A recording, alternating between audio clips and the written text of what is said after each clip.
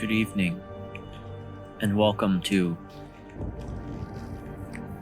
probably one of the worst motorcycle rides I've ever had.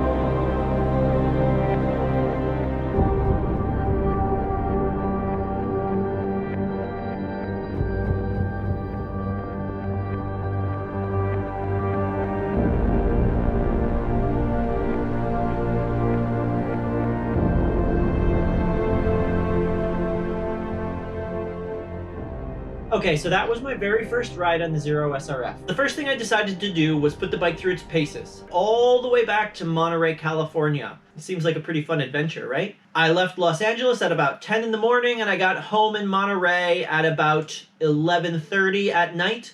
The total duration of the ride was right around 13 hours, and it was about 355 miles, 570 kilometers. My average speed was between 50 and 60 miles an hour, 80 and 100 kilometers an hour. And my average range was about 80 miles per charge. It's a fairly respectable range. I can't complain about that. But the charge stops were about 2 hours long. For me, that's too long. It's a massive improvement over the Zeros of the past, right? Because no matter how you sliced it, you were looking at an 8-hour charge on the bike. So that was a massive limiting factor on the distance that the bike could travel in a day. I had about 5 charge stops, so that was between 8 and 10 hours of charging on that 13-hour ride. And my overall impression of the bike was that it's good for about 200 miles, maybe 350 kilometers. Any longer than that, and the riding position for your legs and the comfortability of the seat, things start to become an issue. It's definitely progress, though, because this is by far the best Zero I've ever ridden.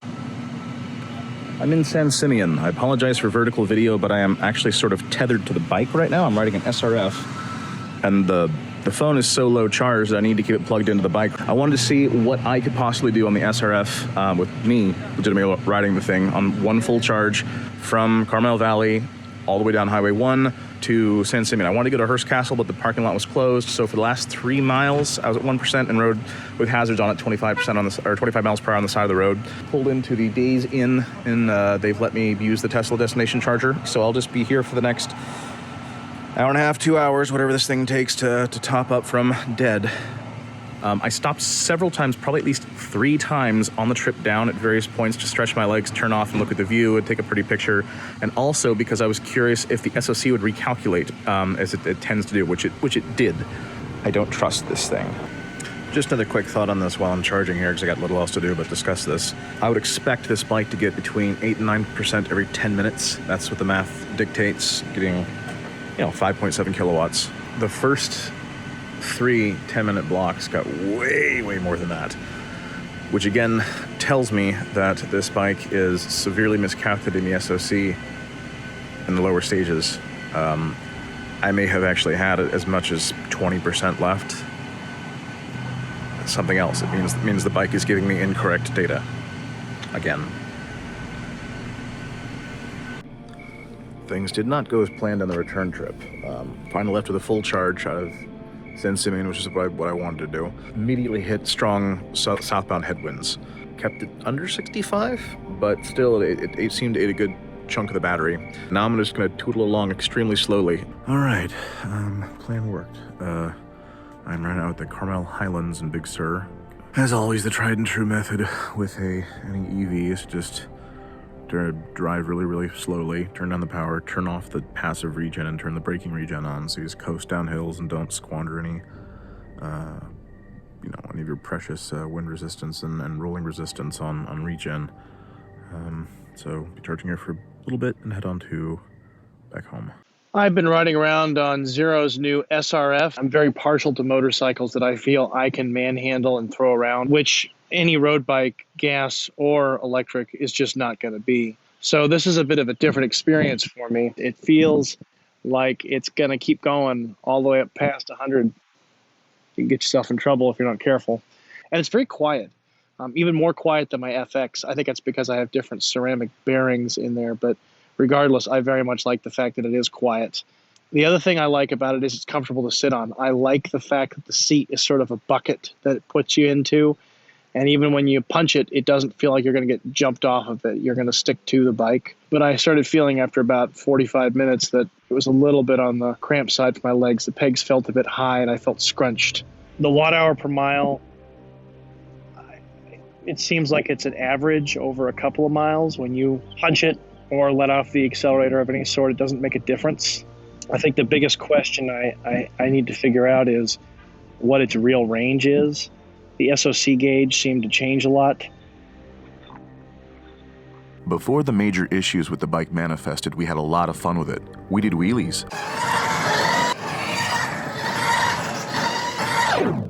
Even though we ride electric motorcycles every day, it's still an unexpected surprise to find one in the wild.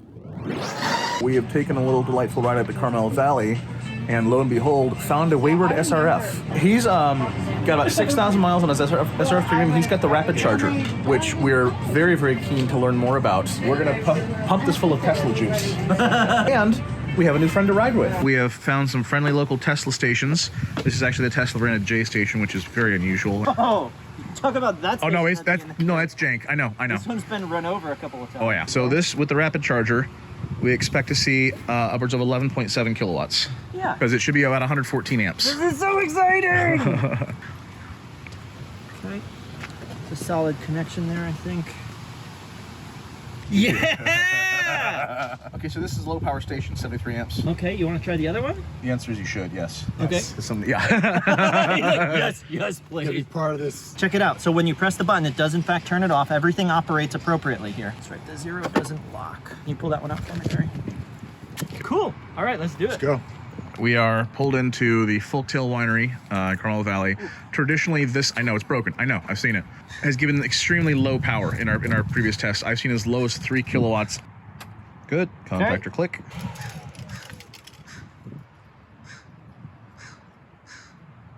Oh my God. Yep. Okay, so it's still crummy, and I bet it turns down after a bit too. All right, so next stop's Carmel Mission Inn.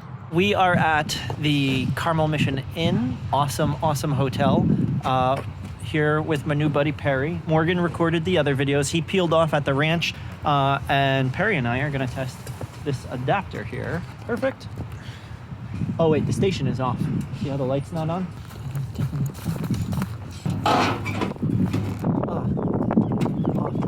There we go. Okay, let's see what we're looking at here. Here it goes. Oh yeah! Shit. Oh man! All the way up! 11.5 kilowatt of power, 11.6, 113 amps. I'd say that's pretty darn cool. How do you feel about that? I think it's pretty cool. I like that. Now he can see what the real power is like. I like it. I like it. Nice. Hell yeah. I am pathetically slow charging at 57 amps, 5.7 kilowatts, while Perry is still getting 112 amps at 11.5. I think you made the right choice there, buddy.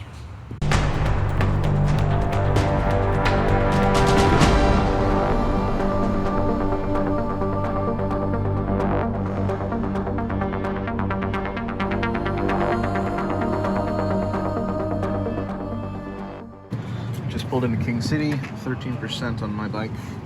Okay, So cool. this one says 23, and I left it off for like a minute. Leave it off for like another minute or two. Now it's up to 25. Yeah, so it's already jumped up. I got here with 30% battery. So that's not too bad. We are in King City at the bakery. What bakery? La Plaza Bakery. La Plaza Bakery. Oh man, this burrito is delicious. Yeah. And you can see there's 2 motorbikes back there, but there's the 3 of us here. The reason there's 2 is because those 2 bikes charge in 20 minutes, and the bike that Zach is on charges in 2 hours. We don't consider below, what is it, 9 kilowatts? Look, or anything 10? single digits is stupid. Yeah, that's how we feel. Single digits in charging are stupid. Yeah. We just don't do it. Friends don't let friends, single digit charge. Charge under 1C. Charge under 1C, that's so good.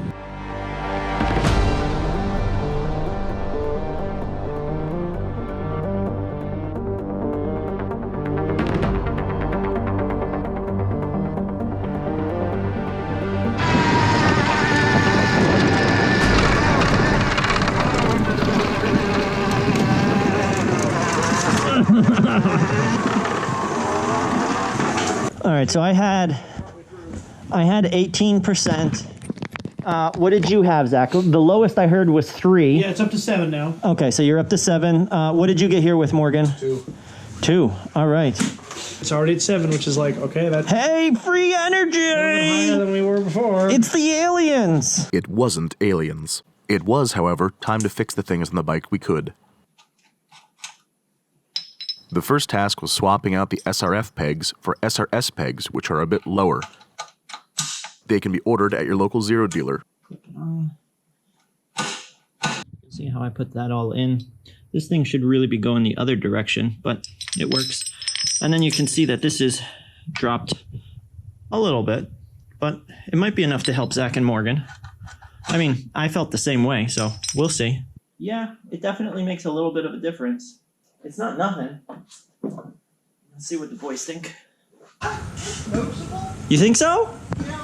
Yeah, I mean, if I had one of these bikes, I would definitely visit my local Zero dealer and get a pair of these. But And everybody saw how easy it was to install, just so long as you have a circlip remover thing. yeah. Okay, I'm going to now attempt to install heated grips, and I have some idea of what I'm doing. However, these must be activated at a dealer. While you're there, you might as well pick up some foot pegs.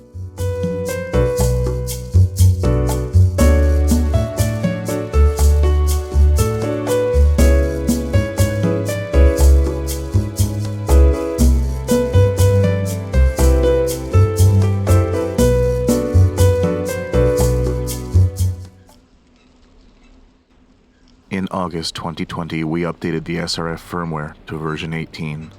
In the blink of an eye, countless miles of range were lost, and exorbitant hours of charging needlessly added. The survivors called it Judgment Day. They lived only to face a new nightmare, the war against the SoC. I have been riding the Zero SRF from southbound Salinas, a place called Tamsi. I'll have a picture of it from Google Maps, to this location where I am right now. It is a distance of 9.5 miles. I left Salinas with 55% according to the dash. And in the last 2 miles before I got here, it dropped from 20% to 3%. Even with a headwind, dropped from 55 to 3%. I don't think I burned up that much energy. Will not give me the power to go up this hill that I require to do safely with cars behind me. Oh my gosh, this is literally 3%. I'm going to sit here and leave it now. 6:53 p.m. You can see that, and we are now 7:02 p.m. is back up to 13%. It is now 7:14 p.m. It's now up to 30%. 30% from 3, just sitting here doing nothing. It shouldn't do this. It shouldn't do this. Final update for the night. I made it back home. Oh, I pulled it at 7. Now it's at 10%. Guys, you got to do better than this. Now, it just jumped up to 11 from 10. Maybe the camera caught that. I don't know. The data that this bike gives is so frustrating. So frustrating. And that's what kills me about this bike, is it's so fun to ride. It really is so much fun to ride. Final count, 21%.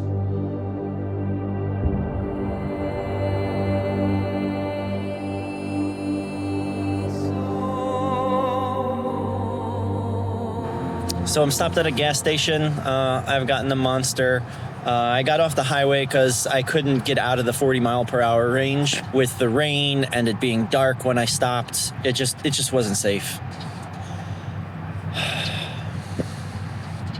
You know, this bike reminds me of my 2012 Zero. You have to stop every 54 miles. Like this was a 54 mile leg on this 14.4 SRF. That's as far as I could go on the highway. It's like having charge stops, only you don't need chargers.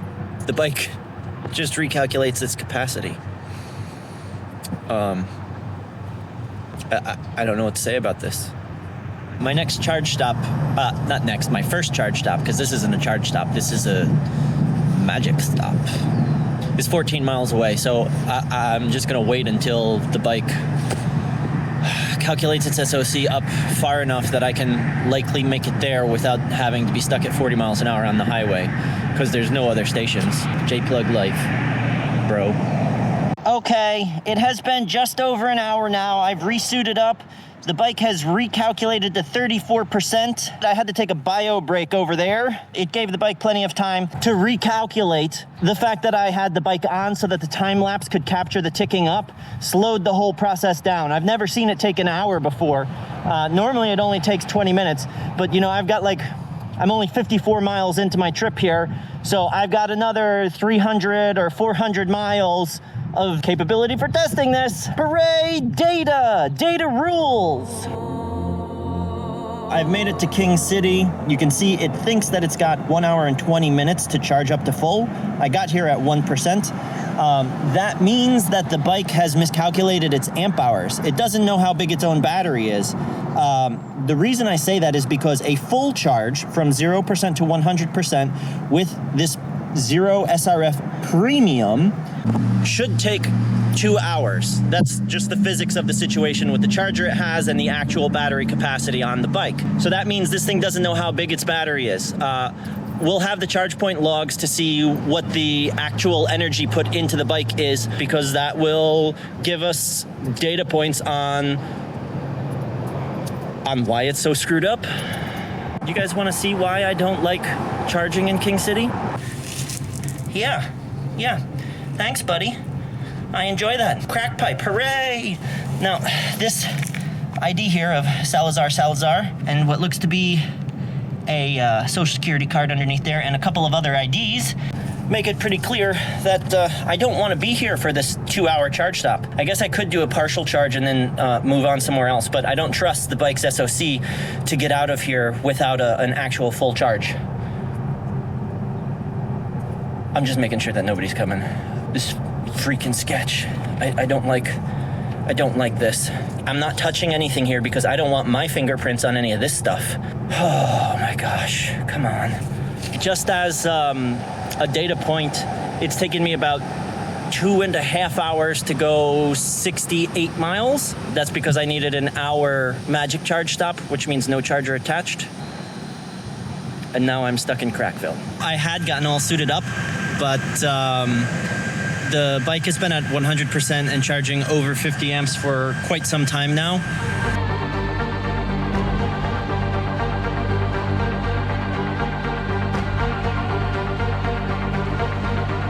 Me and Mochi have stopped in San Miguel or somewhere thereabouts. There's a J station several miles away, but I'm not going to be able to make it. I almost got smushed between some trucks on the highway. I had to pull over.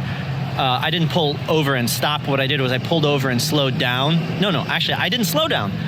I pulled over because the bike was limited at 60 miles an hour and then 58 miles an hour, and the trucks in the right lane were actually going faster than I was. I had just passed one when it started to slow down. I made it like 48 miles on this charge. Yeah, you can see it's already up to 3% now. I'm just gonna have myself a little snack.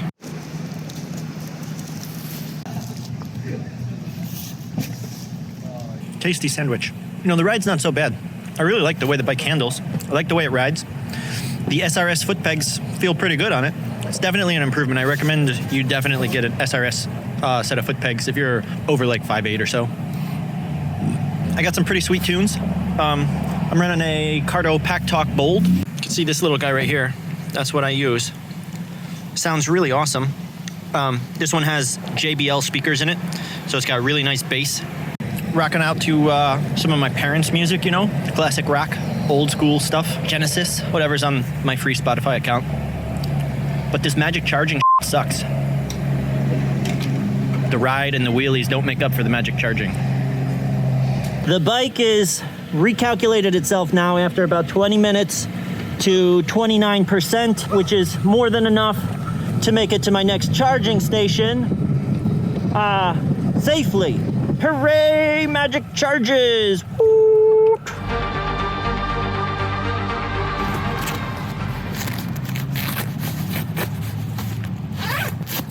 getting warm. It looks like I'm at about 130, maybe 120 miles. It's been 7.5 hours. Yeah, this is slower than I would like. A lot slower than I would like. I'm starting to sweat now. This thing has been at 100% for at least 15 minutes, charging at 50 amps, which is, you know, sometimes I see it go up as much as 1% per minute or 1% every couple of minutes at 6 kilowatts. I don't know. This is embarrassing. I'm still sweating my butt off here because 100% was clearly not 100%. It stayed there for about maybe another 20 minutes of charging at full speed at 100%. Not cool.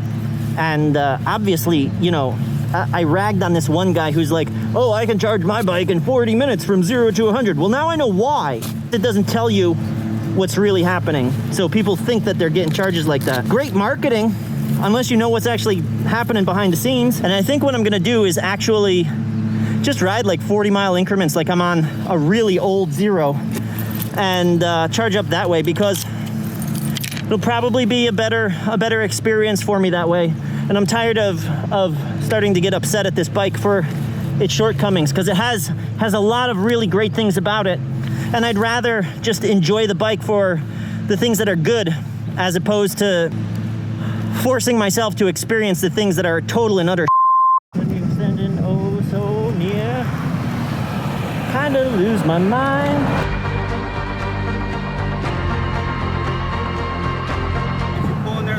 Chargers. Okay, so I just want to make sure I got it. I'm gonna go straight to Oak Park, take a left, go over the highway, then take a right, and I'll see the Carl's Jr. All right, brother. Thank you very much. So that guy that pointed me out to this station here, he actually drove his Fiat over here to make sure that I made it, and then we had a great chat about the bike and his PV array. That was so cool. This community rocks, man.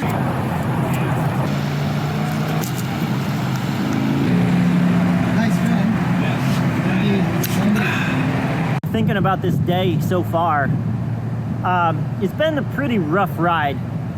I don't think the SRF is ready for touring right now. They need to fix some software issues. I was very impressed with how quickly it got itself out of battery thermal. That gives me hope for the bike. But at the same time, I'm so disappointed with how poorly amp hours in the SoC are calculated. It's also dangerous. This is the equivalent of like your car starting to sputter and cut out because your car thinks that the tank is empty, but really you still have like, you know, 5 gallons left in your tank. If this was Honda or Toyota, this would be a recall on the fuel system, on the fuel pump or the fuel measuring device, something like that. This is pretty serious. If, you know, you just use the bike for around town, you're still gonna have the issue, but you're not gonna be in nearly as much danger. That's my little download.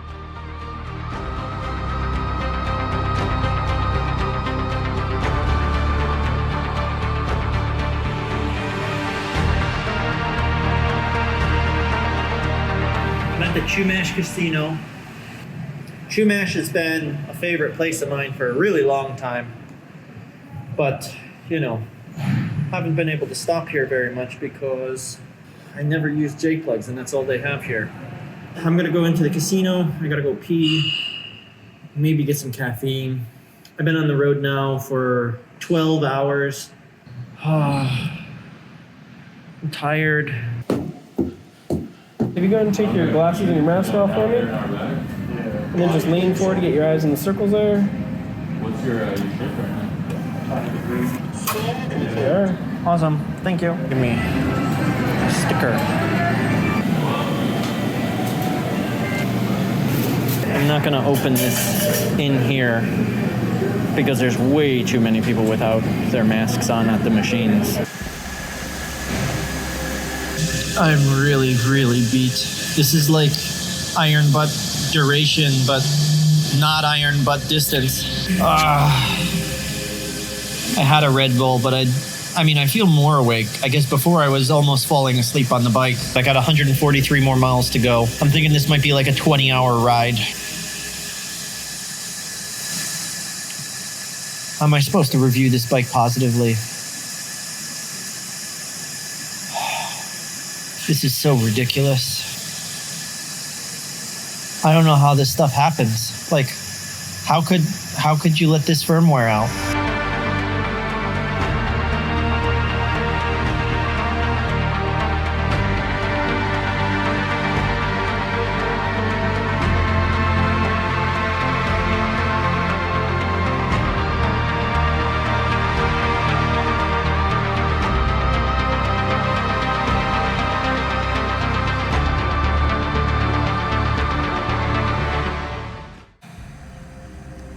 Good evening, and welcome to probably one of the worst motorcycle rides I've ever had. I've had some that were worse,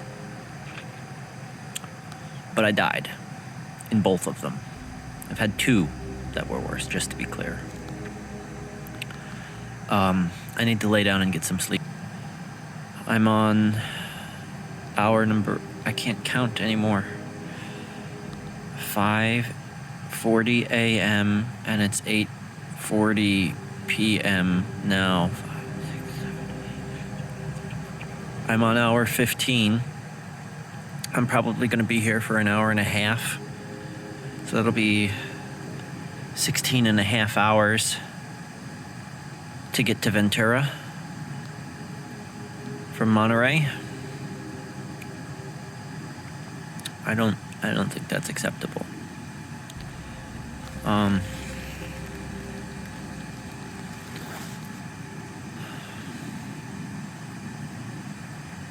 sorry, I can't give something more positive on this.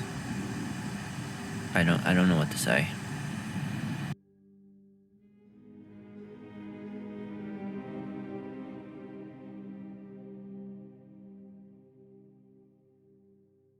I've turned my camera on because the guy here at the Honda is shouting at me and threatening me.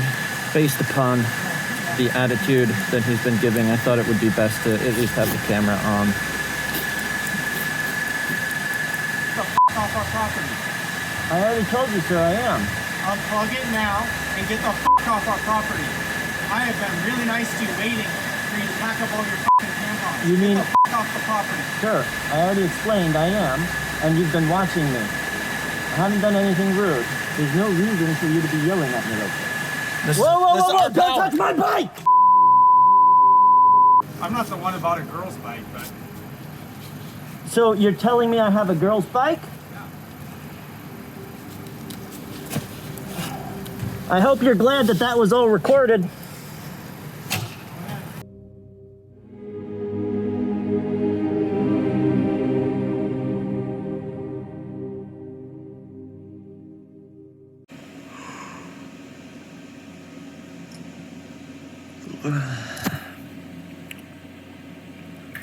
Ryan Aylsworth saved my ass. I didn't make it to Long Beach.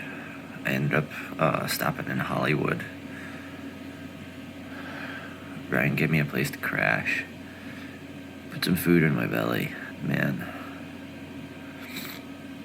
Remember back when I was like a young child of my 20s. Go out and drink too much. Party all weekend. This is sort of how I felt after that. This is like a motorcycle ride hangover. I'm glad I'm alive, though. I'm also glad I didn't headbutt that guy last night when he touched my bike. Oof. Never touch somebody's bike, dude. Especially never touch old Iron Skull's bike. A bunch of you guys probably didn't know this, but when I was in the military, when I was a judo trainer, when I was competitive in Brazilian Jiu-Jitsu, when I fought in MMA, I used my head a lot. I once fractured my eye socket. Head button. I looked like Quasimodo for like 4 or 5 weeks after that. Don't touch somebody's bike. Don't touch somebody's bike. Maybe his life is really bad. What life decisions brought him to that location last night? What life decisions brought me there? I rode a motorcycle for 16 hours.